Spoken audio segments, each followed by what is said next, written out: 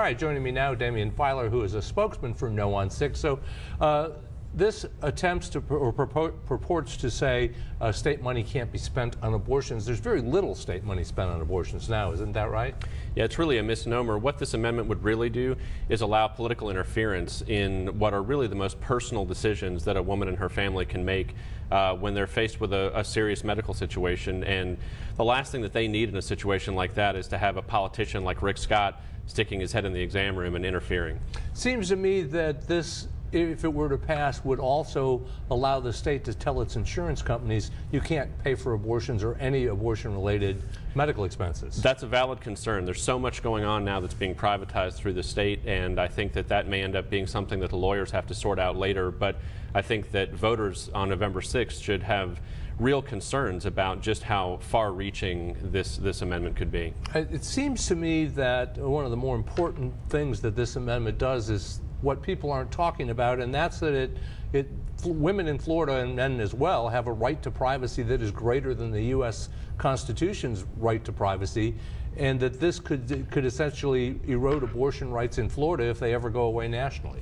It's true, and the fact of the matter is that it's counterintuitive. Most people think of the U.S. Constitution as this bedrock document and our state constitution as being something more trivial. But the truth of the matter is that there are privacy protections within the state constitution that have protected women that would be taken away if Amendment 6 passed. You focus group this. Why aren't you talking about it very much, at least in their messaging? Here's what we've learned from talking to voters across the state is that what they recognize is that when they're, let me give you just kind of an example of how Amendment 6 could play out and how it could potentially be so dangerous for women and families. Let's say we have a woman who's a school teacher and she becomes pregnant. It's wonderful news. Her family is celebrating until she finds out while she's pregnant that she's been diagnosed with cancer. This is something that we've had doctors and families talk to us about throughout the state. And what happens is that her doctor says to her, you're going to need to undergo chemotherapy in order to treat the cancer, but we can't do that while you're pregnant, so we're going to have to terminate the pregnancy in order to protect your health. Under Amendment 6, that would no longer be allowed. Her ability to terminate that pregnancy, even if she was faced with as serious an illness as cancer, would be precluded under Amendment 6, and that's where the real danger comes in. Well, only if state money were involved, would it? Correct. If she's, let's say she's a public school teacher, or she's a firefighter, or a nurse in a public hospital, or a police officer, or a librarian, a whole assortment of people who are public employees. And I guess the question is, the other side might say, well, but perhaps she should sacrifice herself for that fetus. Well, and I think what the question is going to be for Florida voters is, would they rather Rick Scott and other politicians be the ones to make that decision? If a woman, let's say it's their mother or their sister, their wife, their daughter, is in that sort of situation where they have to make that kind of difficult personal medical decision. Should those types of decisions, are they best made between a woman with her family and her doctor and her faith?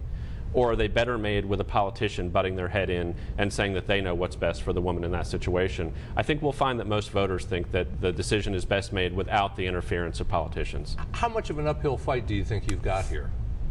I think that the real challenge here is for people simply to become educated about these amendments. This is such a crowded election. We've got Florida is a battleground state in the presidential election. We have a U.S. Senate race, and we have, as you mentioned at the top of the show, 11 constitutional amendments. This is going to be an historically long ballot. And I think the real challenge is simply going to be for people to get educated about what these amendments do. What we're finding is that the more people know about Amendment 6, the more inclined they are to vote against it. I mean, this is one of those amendments that was not challenged in the court process in terms of the ballot language. But in some ways it does seem that it could have been construed to be not telling the whole story. Well, I mean, it is very confusing. I mean, what we have found is even for many people who are ardent opponents of Amendment 6, once they learn what it really does, they're really confused by reading the ballot language, and it's a real concern. It's one of the reasons that we want to do everything that we can to get the message out to people. If people go to votenoon6.com, they can learn more about what this amendment is really all about. All right, give me a sense, how much of a campaign are you going to have here? What kind of resources are behind this?